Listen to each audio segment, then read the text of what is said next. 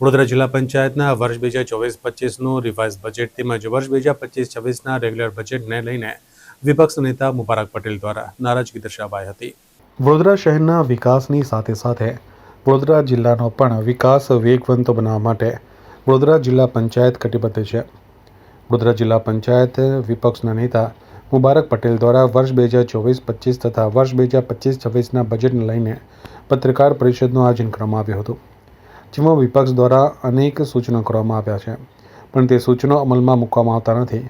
અગાઉ 5 સૂચનો જણાવવામાં આવ્યા હતા, જે બજેટમાં ધ્યાનમાં લેવામાં આવ્યા ન હતા, ત્યારે આ વખતે 15 જેટલા સૂચનો કરવામાં આવ્યા છે, જે બજેટમાં લેવા જોઈએ તેમ વિપક્ષના નેતા મુબારક પટેલે જણાવ્યું હતું। સાથે વડોદરા જિલ્લાના તમામ તાલુકા સ્થળે અંગ્રેજી માધ્યમની શાળાનું આયોજન કરવામાં આવે તેવી માંગણી કરવામાં આવી છે।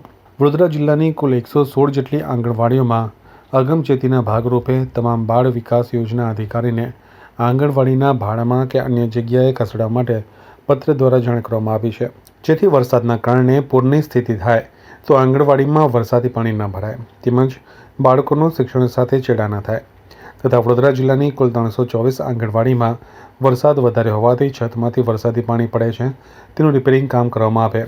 હાલના બજેટમાં તેની કોઈ જોગવાઈ કરવામાં આવી નથી। 205 આંગણવાડીઓ બાબતે આજ દિન સુધી કોઈ આયોજન કરવામાં આવેલ નથી તેમ જણાવી બજેટમાં જો આ સૂચનો અમલમાં નહીં મૂકવામાં આવે તો ગાંધી ચિંધ્યા માર્ગે આંદોલન કરવામાં આવશે તેવી ચીમકી વડોદરા જિલ્લા પંચાયતના વિપક્ષ નેતા મુબારક પટેલે ઉચ્ચારી છે। ખાસ તો વડોદરા જિલ્લા પંચાયતની સોમવારે સામાન્ય સભા છે 2 વાગે અને બજેટની ખાસ મિટિંગનું આયોજન કરવામાં આવેલ છે। એ મિટિંગનું આયોજન જે છે એમાં અમારા કેટલાક બજેટમાં સૂચનો છે વિરોધ પક્ષના સભ્યોના। એ જે સૂચનોમાં ખાસ એવું છે કે જિલ્લા પંચાયતમાં અમે અવારનવાર પ્રશ્નો પૂછ્યા છે કે જિલ્લાની આંગણવાડીઓ કેટલી જર્જરિત છે, સ્કૂલો કેટલી જર્જરિત છે, ગ્રામ પંચાયતો કેટલી જર્જરિત છે, એમાં અમને અસંખ્ય બિલ્ડિંગો જર્જરિત જોવા મળી છે। એવા સમયે જિલ્લા પંચાયત દ્વારા એવા જે બિલ્ડિંગો છે એની મરામત માટે નવીન માટે કોઈ નાણાં ફાળવવામાં આવ્યા નથી। વડોદરા જિલ્લાના જે ખેડૂત સમાજ છે, જે ખેડૂતો ખેતી કરીને પોતાનું ગુજરાન ચલાવે છે, એવા ખેડૂતો માટે પણ એક પણ રૂપિયો આ બજેટમાં ફાળવાયો નથી।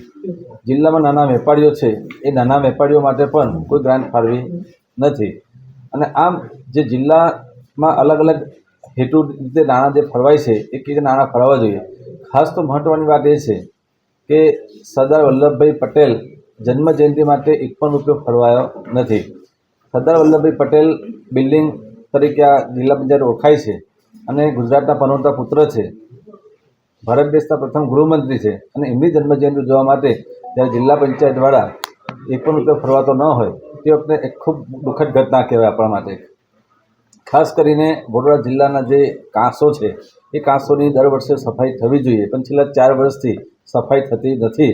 એના કારણોસર વરસાદી જે પાણી છે પાણી ગ્રામ્ય વિસ્તારોમાં આવે છે અને ગામોમાં આવવાના કારણે ગામમાં પાણી આવી જાય છે અને બાળકો સ્કૂલે જઈ શકતા નથી, આંગણવાડીના બાળકો સ્કૂલે જઈ શકતા નથી। એટલા માટે અમારી ખાસ રજૂઆત છે કે કાંસોની સફાઈ થવી જોઈએ। મહિલા અને બાળકો માટે પણ એક પણ રૂપિયો ફળવાયો નથી। તો જિલ્લા પંચાયતના જે સત્તાધીશો છે એ સત્તાધીશો જિલ્લા પંચાયતના દરેક સભ્ય સાથે ચર્ચા વિચારણા કર્યા વિના, શાખા અધિકારીઓ સાથે ચર્ચા વિચારણા કર્યા વિના આ બજેટ તૈયાર કર્યું છે। તો અમારો જે સૂચનો છે એ સૂચનો અમે લેખિતમાં આજે જિલ્લા વિકાસ અધિકારી સાહેબને આપીએ છીએ, જેથી કરીને અમારા જે સૂચનો છે એ સૂચનો પર ચર્ચા વિચારણા કરવામાં આવે અને આગામી જ્યારે 24 તારીખે સામાન્ય સભા મળવાની છે એમાં બજેટમાં અમારા સૂચનો જો આવવામાં આવશે તો જિલ્લાના તમામ નાગરિકો સુધી સુવિધાઓ પહોંચશે અને 646 જે ગામ છે એ ગામ સુધી દરેક સારી રીતે વિકાસ થઈ શકશે। ગત વખતે તમે કેટલા સૂચનો આપ્યા હતા અને આ વખતે કેટલા સૂચનો આપ્યા? ગઈ વખતે અમે જે સૂચનો લગભગ 5 સૂચનોમાં આપેલા, એક પણ સૂચનનું મતલબ કે એ બજેટમાં ફાળવણી કરવામાં આવેલ ન હતી। આ વખતે અમે મુદ્દાસર લગભગ 16 સૂચનો અમે કર્યા છે। એ જે 16 સૂચનો જો સમાવવામાં આવે તો વડોદરા જિલ્લાના તમામ નાગરિકો જે છે, ખેડૂત છે, વેપારી છે, નાના બાળકો છે, મહિલાઓ છે, ત્યાં સુધી જિલ્લા પંચાયતનો વિકાસ દેખાશે। પરંતુ માત્ર આ બુક પર તમે કહી શકો કે 32 કરોડ, 40 કરોડ, 50 કરોડનું અમે બજેટ મંજૂર કર્યું છે, પણ એ બજેટમાં કેટલા વ્યક્તિઓને શું લાભ થવાનો છે એની સ્પષ્ટ ઉલ્લેખ થવો જોઈએ। સૂચનો નહીં સાંભળવા હોય તો શું?